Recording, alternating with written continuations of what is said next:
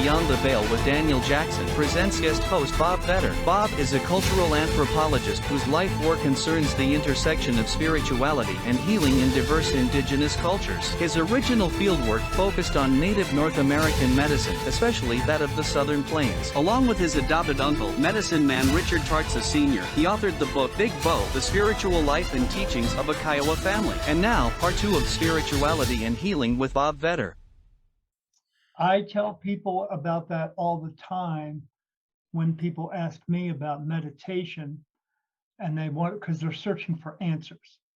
And I always tell them, you can get those answers within meditation by spirit, but spirit wants to make sure that you're in it for the right reasons. They're not just going to give you answers so you can tell some stories to your friends. They want to make sure that they can trust you enough to give you answers and to do the right thing with those answers. Exactly. And you know, what I'm going to tell you now is not part of the story that he told me that day. This is a related story that he told me sometime later, was that there were a number of places, power places there in the Wichita Mountains and southwest Oklahoma, where people would go on vision quests.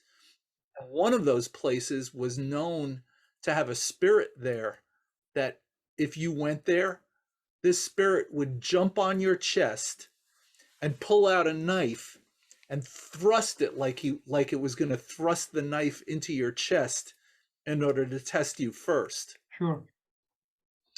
And their belief is that if the spirits test you in any way, like if you turn around and you go back and you don't fulfill what you set out to do, that you're never going to get it. Whatever it is that you went there for, you're never going to get it if the spirits scare you off.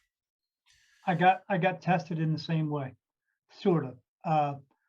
While finding out that I was a medium, my wife went away on vacation for 2 weeks. And while she was away on vacation, I've seen spirit my entire life. It's just natural for me. But for those 2 weeks, they showed me everything in that home that you could ever think of or imagine of that would be in some type of scary movie. And they did that to test me to see what I was going to do next, if I was going to push it away or was I going to move forward with it. And I chose to move forward with it. And once I did, all that scary stuff went away, and then everything changed at that point. Beautiful. Well, that's a parallel story. Yes, absolutely. As you'll find out in a moment here. So when his wife said, "You're not man enough to take it, they're going to run you off," his response was, "Well, I've got nothing to lose at this point. The doctors turned me away. I might as well try this and see what happens."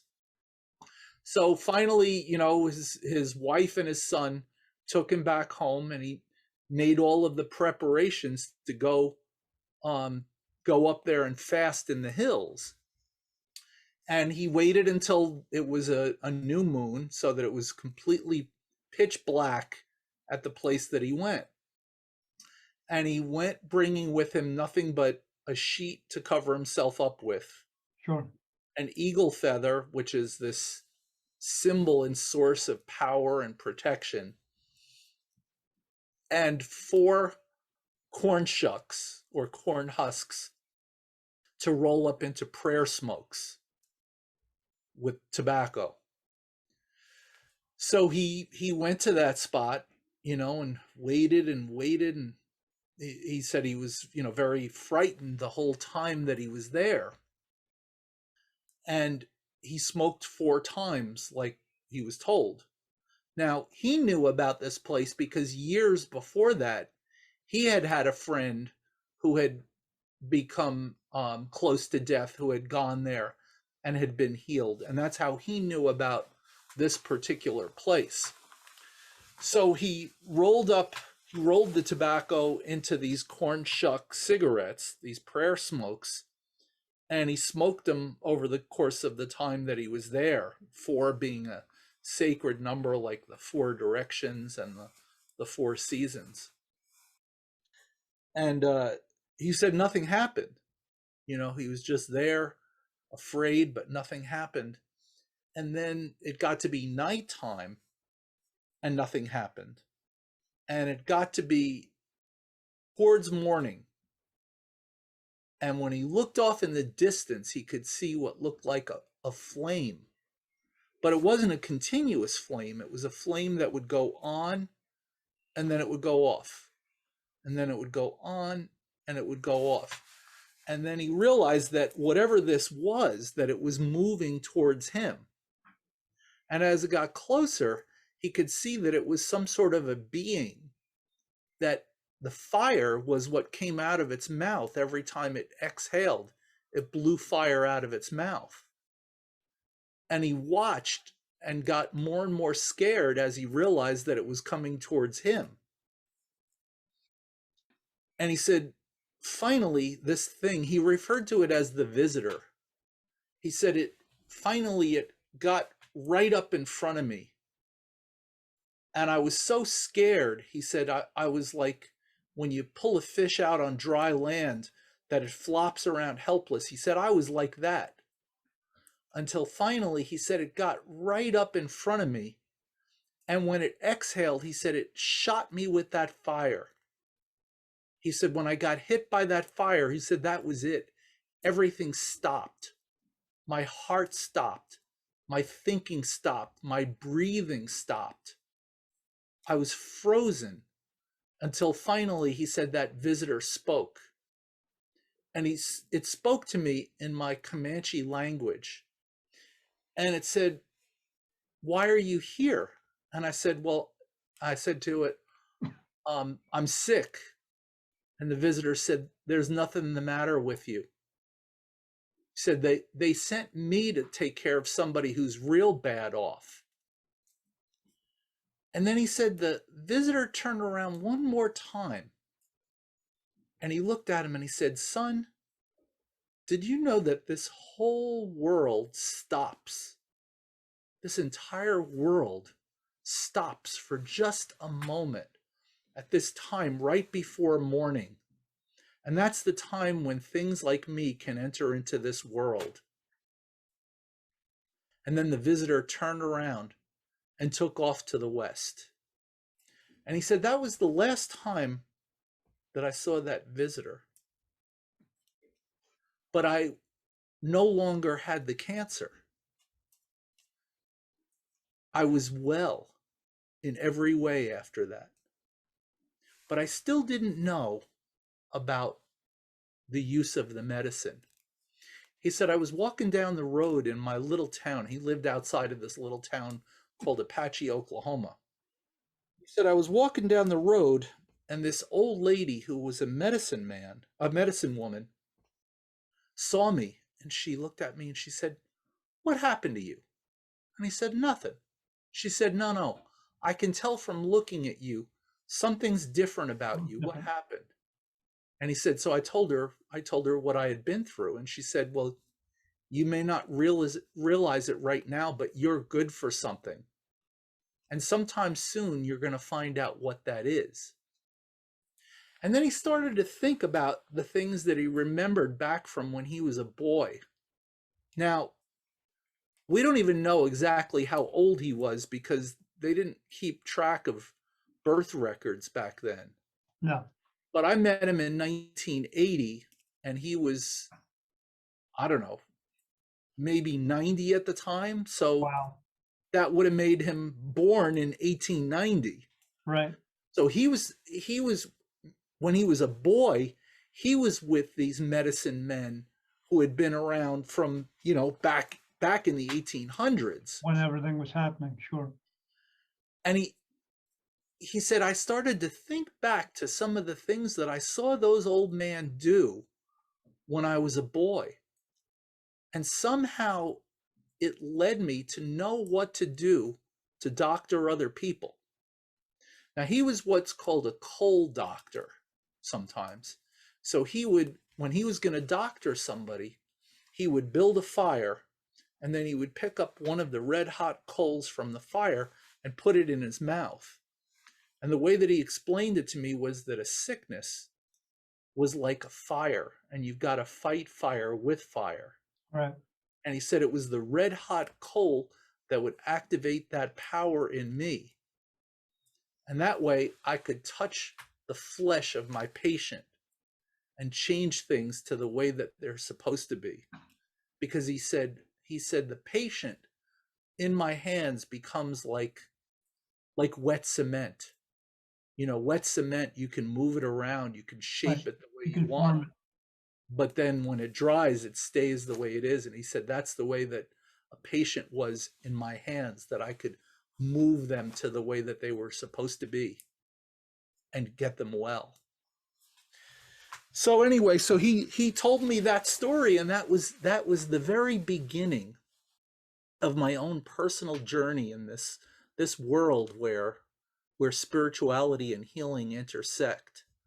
And eventually that old man, he adopted me into his family.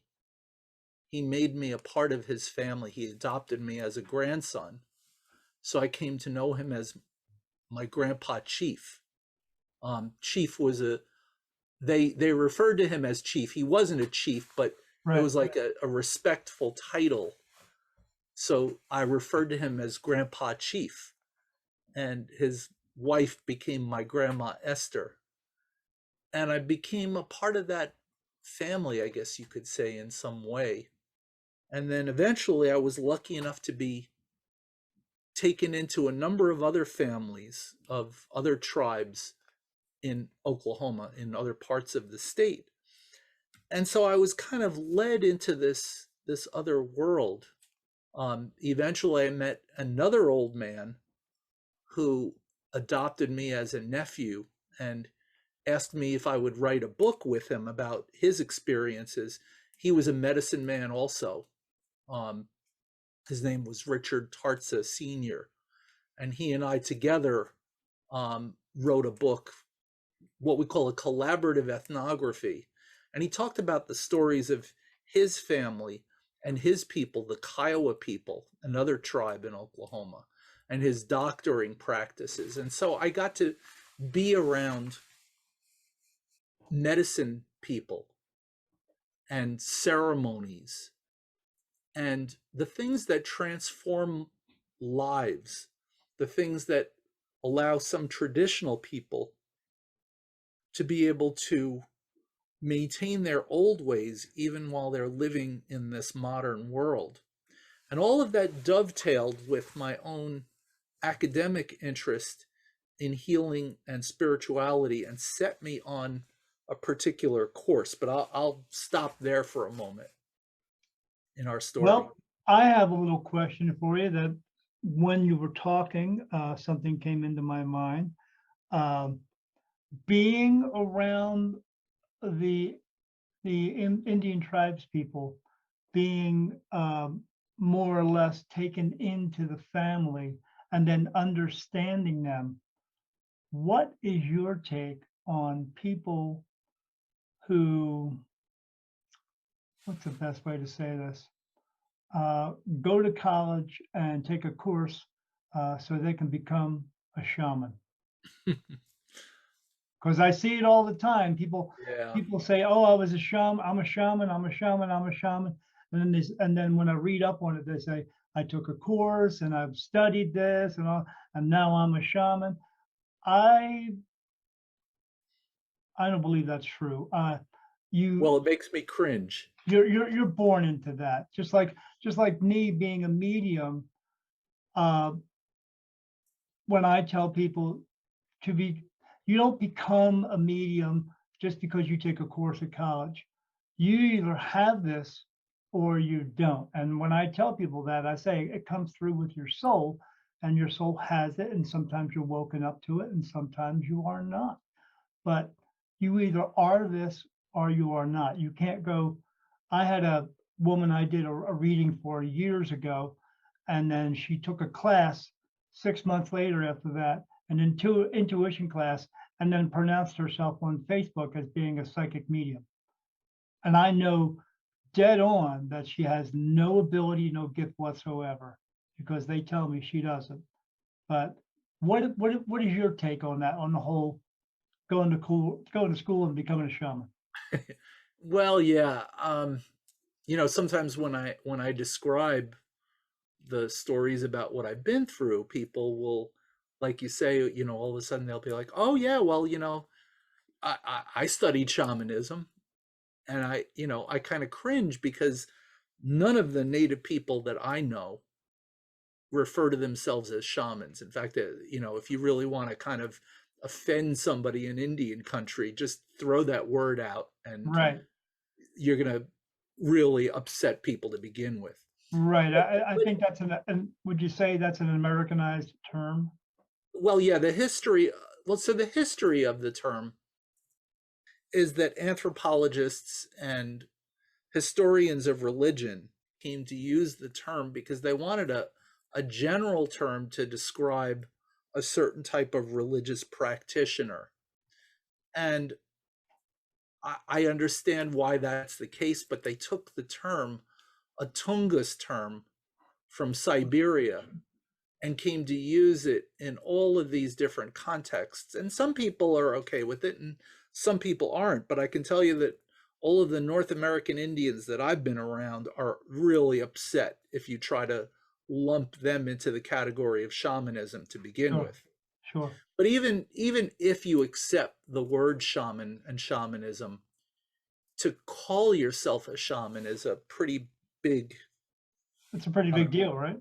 it's a big deal. Yeah, because uh, a shaman, if we are going to use that word, doesn't take a class in it and No. doesn't even describe themselves as that.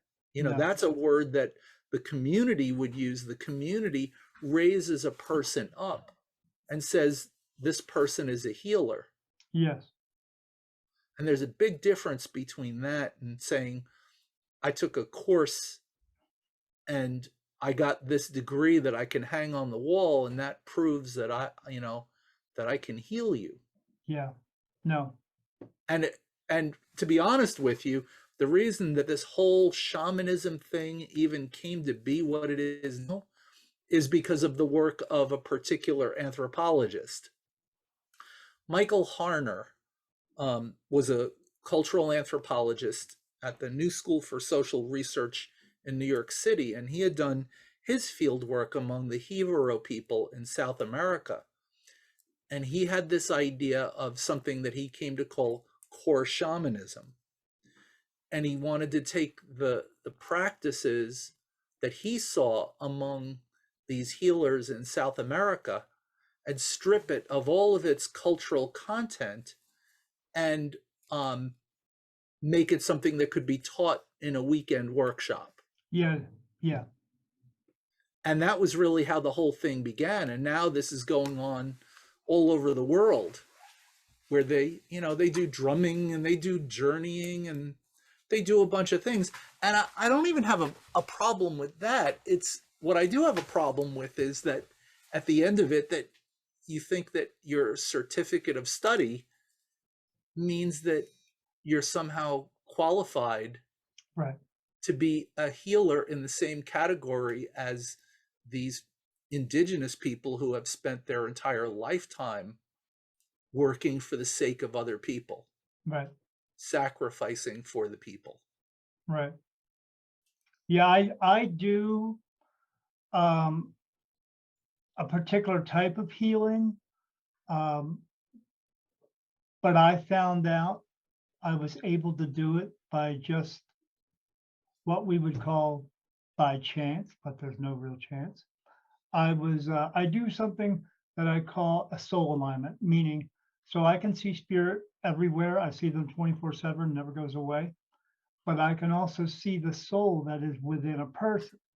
I was sitting with some friends who are also mediums. They were at my house with my wife and my one friend was sitting in front of me with her back towards me, and I just turned around, and when I looked at her back, I saw a face within her back.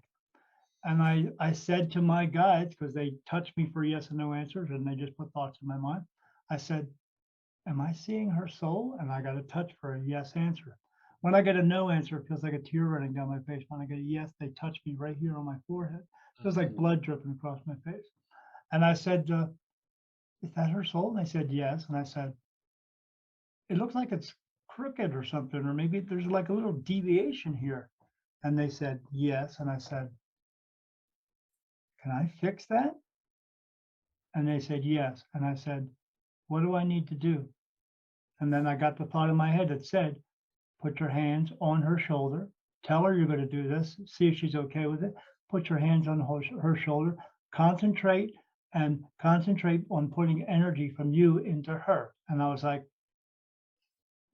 and then I asked them again, did you just tell me that? And they said, yes. Because I always like to make confirmation with them. And so I told her about it. And she's like, yeah. And I said to her right beforehand, I said, I see a deviation in it, in your, what would you consider your right shoulder? I said, are you having some pain today with your right shoulder? And she said, I almost didn't come today because my right shoulder was hurting so much. It was causing me a headache in my head. And I didn't know if I was going to come today. I said, well, they said I can fix it. Do you mind? And she said, no. So I put my hands on her shoulders. And when I did, I closed my eyes and I could watch these like white energy balls come out of my hands and go into her shoulders. And all she said was, oh my. And I said, are you okay? She said, yeah. I said, what just happened? She said, I felt heat come down in me. I said, all right, I'm going to fix everything. And I just concentrated. I watched her soul move. I filled in the deviation. And I said, okay. And she just looked at me and she said, headache's gone. And I was like, she said, when did you learn how to do that? I said, 5 minutes ago. And she's like, really? I said, yeah, I saw your soul. They told me what to do. And now I fixed it. But those things come, these abilities come to us when they are supposed to come to us. And not before or not, no. It comes when it's supposed to come. And I have this ability to do that. So whenever I do readings for someone in person, I offer that to them if they would like or not. But yeah, I totally believe in that, you either have this or you don't. I can't take a course in school to become this. This is just something I have. And now I'm just trying to do the best thing with it that I can and help people, and I think that's what's part of it as well. I think a lot of people, these, entrepreneurs go out there and think, oh, I'm going to take a class and then I'm going to become this and then I'm going to make a lot of money at it. Where I do a lot of readings for people. I don't charge very much, but sometimes I just meet people that I know need this, and I will just walk up and talk to them about it and ask them, and do they mind if I try this? And they say yes, and I don't charge them nothing because they are telling me, spirit's telling me, this person needs this, go help them. So I just do. But yeah, I don't believe you could take a class. It's just, it doesn't sound right to me. It doesn't resonate with me. Just doesn't sound right. Yeah. What you're describing is what we call a don, and that's sort of part of the next chapter of what I'll talk about. Don meaning a gift. And you were, from the way that you're describing it to me, it sounds like the spirits gifted you with that Yeah. they chose you for some reason. Oh boy, I know the reason, but I would rather listen to your story than mine. I already know my story. Yeah. So while I was in grad school, so I was living in Oklahoma from 1980 to 1985 while I was in grad school. And I was doing all of this work, learning about traditional Comanche beliefs and practices. I continued down that road for many, many, many years. And eventually I joined something called the Native American Church, which is the peyote religion that a lot of the tribes in Oklahoma and other parts of Indian country are a part of. Parallel to that, I was studying a system called Curanderismo, which is the traditional medicine of Mesoamerica, of That's parts. one of the words I was not even going to try to pronounce because I told my wife about it and she said, well, just ask him about it. I said, you know what? I'm sure he will eventually mention it. So, and there you go. Exactly. So I didn't know anything about it. I was taking a course on ancient Mesoamerica. Mesoamerica meaning central and southern Mexico, Right. Guatemala, Nicaragua. That whole area is called what we call Mesoamerica. And the course was really about ancient times and archaeology and that sort of thing, prehistory. And the And professor, am I in Mesoamerica right now, being in Southern Arizona? no, Okay. it starts further down. So northern Mexico is not considered part of Mesoamerica either. Okay. Oh, all right. Um, anyway, the professor had done his field work in Oaxaca, Mexico, a state in southern Mexico.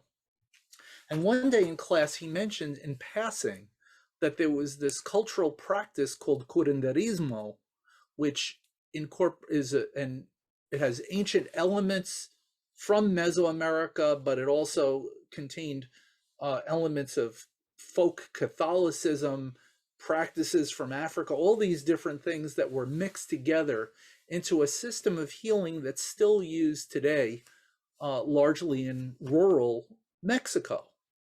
And all of a sudden, my ears kind of perked up, and I went up to him afterwards to talk to him about it. And, he told me about how he had done his field work living in Oaxaca, Mexico. For a year, he did his field work on a completely different topic. But I got interested in it, and I eventually did a project based on it and decided that I wanted to go and learn about it. So my plan was I would learn about it on this side of the border because Curanderismo at the time was still very much practiced in border areas like South Texas. And there were a lot of writings, a lot of things that were written about Curanderismo in San Antonio, Texas. And I figured I could drive from Oklahoma to San Antonio, Texas, and I could go back and forth, learn about it there, and then eventually go to Oaxaca, where this is very much practiced, and go there and do a 1-year residency there and kind of compare the two. That was my plan. But eventually, for a variety of reasons that are not even germane to our conversation, I chose to take a terminal master's degree instead of a PhD and moved back to New York. And I forgot all about Curanderismo for many, many, many years until one year I joined this chapter of the Native American Church, and I told the people in the chapter, living in New York, so I can't come on a regular basis to your ceremonies. But if there's one thing that you want me to go to show the support that I have, let me know and I'll go whenever I can. And they mentioned this annual pilgrimage where they go down to South Texas to get the medicine to bring back to Oklahoma that they'll need for that upcoming year. So I figured I would go, and it's near the Mexican border, so I had to figure out where to fly into, and I ended up booking my flight to San Antonio, Texas. And I got to San Antonio and I got to thinking, this is where I was going to do my field work. I wonder if there are practitioners of Curanderismo here. And I looked all over. I asked people. I looked stuff up. Couldn't find anything. And somehow the day before I was going to leave, I found this obscure article about a woman who was an anthropologist who had given a talk in the local library with a woman who was a curandera, a practitioner of this form of medicine. And it gave the woman's name. It gave the name of the store that she worked in downtown San Antonio. So the day before I was going to fly out, I walked in She was working there. We got in a conversation, and I spent the whole day in the store like I had known her my whole life. My flight got canceled the next day. Southwest Air let me keep my ticket, change my ticket 4 days in the future. I ended up staying for 4 more days and learning from her every day that I was there. And Wow. she became my first teacher in Curanderismo. She had grown up in Mexico, and she was my first teacher. And then I went from teacher to teacher, did a number of apprentices with people here in the United States, and then eventually met a dear, dear friend, a mentor, a teacher, Laurencio Lopez Nunez, who lives in Oaxaca. And I ended up going to Oaxaca to learn about that and about the temazcal, which is their version of the sweat lodge, and this whole path of curanderismo. And it was, oddly enough, it was the fulfillment of what I had intended to do as a graduate student, but it came to me in this strange backdoor way without my even seeking it out necessarily later on in life. Because it happened when it was supposed to. Exactly. Just not in the way that you intended to. It happened. You're not kidding. It happened in the way that it needed to happen. Exactly. You needed to experience it. So this has been my life work, is where healing and spirituality intersect, all about our soul contract, why we come into this world, Bingo. how we can fulfill that contract. Yes. Healing, To learn those lessons, correct? exactly. What healing means to our potential as a human being, as a human soul. Because your previous contract, the lessons you learned in it, obviously didn't work out for you very well. You didn't find out what works for you as opposed to what doesn't work for you. And so you had to come back again and fulfill another contract to do it over again, to try to learn harder lessons to understand why you're actually here, what our purpose is. And yes, and people don't seem to get that part of it, and they need to. And in my opinion, that's the nature of healing. Yes. When I say healing, sometimes what people think that I mean is, well, if you've got cancer, you need to be healed. No. Or if you have, a particular ailment, you need to be healed. I'm talking about a process that every human being is going through. Learning. In this if you have the cancer, it's about learning how to go through that cancer, how to live with it, how to deal with it. That's what you're healing. It's the soul healing, figuring out all this and what's going on with it. It's not just getting over cancer and then you wake up and you're okay. It's about the human experience. Exactly right. There's a big difference between curing and healing. Yes. And that's important to understand when we look at healing as a way of becoming whole, becoming complete, fulfilling our purpose and our mission in being here as human beings on this physical plane. Absolutely. So if I were to give you an example, let's say that a person finds out that they have cancer. They could either be healed and not cured, cured and not healed, or healed and cured. All of those are possibilities, or none of the above. Right. So a person who is healed but not cured might understand the nature of the situation that led to the cancer, the emotional impact of things going on in their life. Yes. And heal all of those issues. But if the cancer has gone through a certain amount of physical progression, that person could end up dying, not being cured, but being healed. Right. On the other hand, a person might ignore everything about the healing aspect of it and be cured. Go to a doctor, go through chemotherapy, go through radiation, all of the steps, and they might be cured of the cancer, but not be healed of the underlying issues that led to it in the first place, in which case it very often comes back. Right. And then I would say at that point, when that person does pass away and they return home and report all that stuff, they would say, yes, you were cured of it, but you didn't heal from it. Back to the classroom. Guess who's got to go back again? Yeah. And you know, I and that tell is people all why the we're here. time. We're I tell here. people all the time. Yeah, we're here in this classroom on this physical plane in order to become whole, become Yes. a true human being. Right. So you don't have to come back again. Exactly.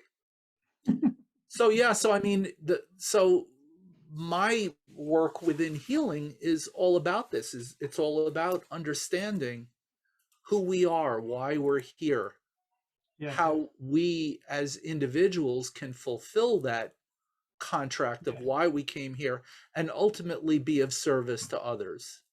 Yes. You're talking my language. I do the same exact thing, said in the same way that you said it. We are here to help each other just for the sake of helping, not because we can, just because we should. Exactly. You know, and in the end, the remarkable thing, a lot of the people that I work with one-on-one and in groups are themselves healers. They are themselves people who are on a path of a healer. It could be somebody Yes. who is a psychotherapist, it could be somebody who's a massage therapist, a Reiki person. Yeah. And what they often find is that there was something that was not resolved in them. And that Right. in our work, what we often uncover is something called susto. And I want to explain a little bit about susto because it's Yes, really, please do. it's a key concept. So there's this word in Spanish. The word is susto, which is sometimes translated as spiritual fright. I prefer to use the term soul fright to explain Okay. it. And we don't recognize it as a condition in the United States. But in Mexico and really throughout Mesoamerica, it's considered to be an actual condition.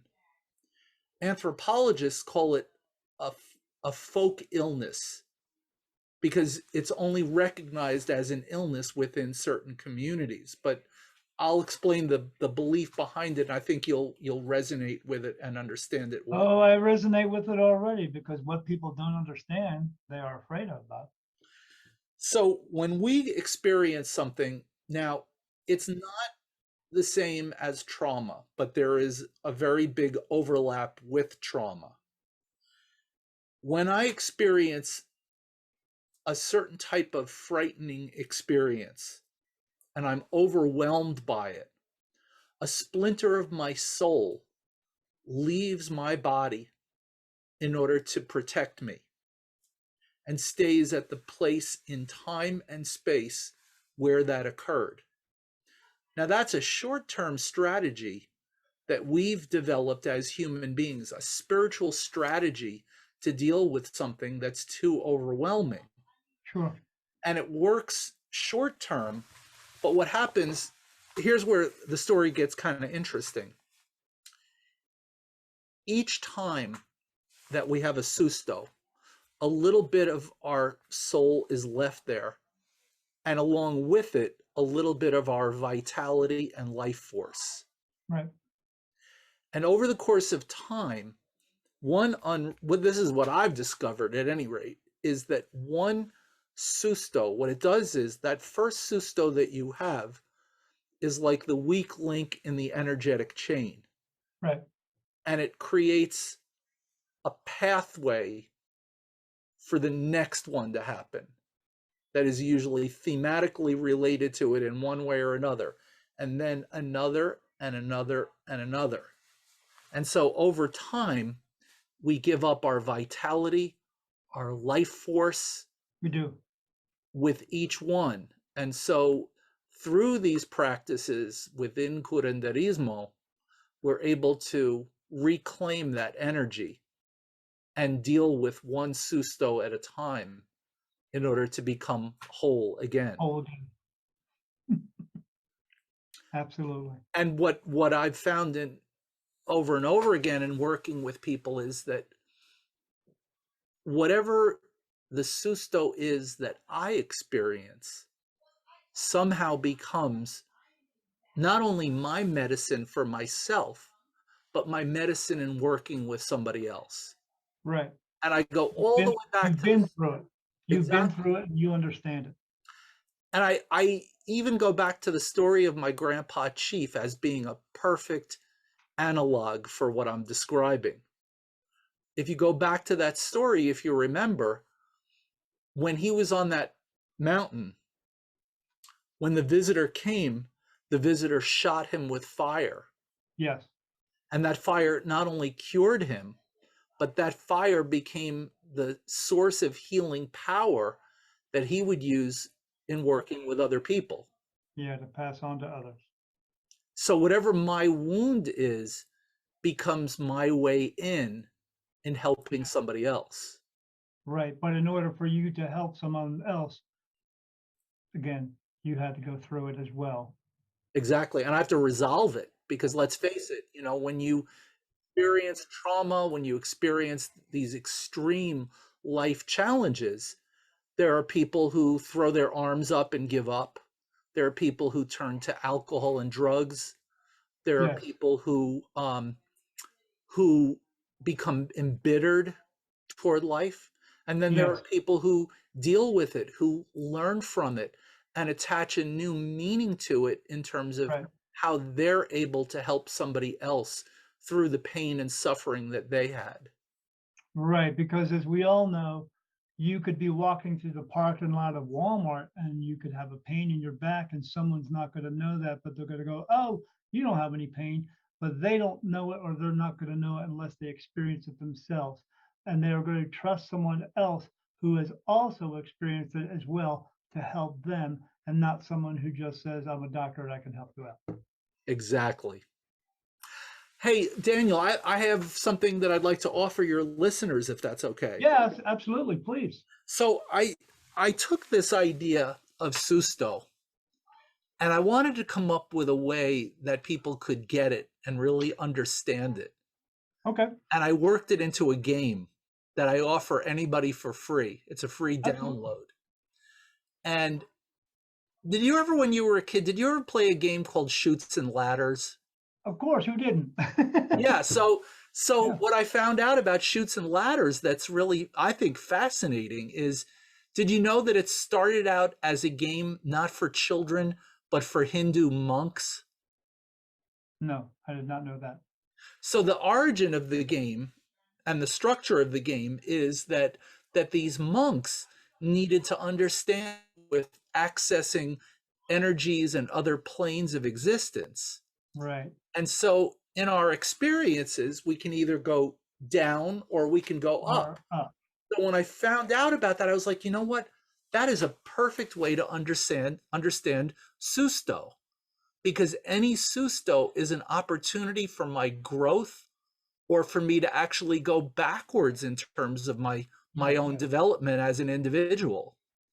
And so I put together a game that's based on Shoots and Ladders, and the game is called Sustos. And it looks at the 4 stages of human life. Each stage of life has certain challenges and certain ways that we have of growing. And when we hit sustos, it either gives us a chance to get bumped up or to knock us down. Right. So we have the chutes and the ladders built into the game. And it's a fun way. A person could either do it alone and kind of look at it and say, what was going on at that moment in my life? How did that help me? Or how did that hinder me?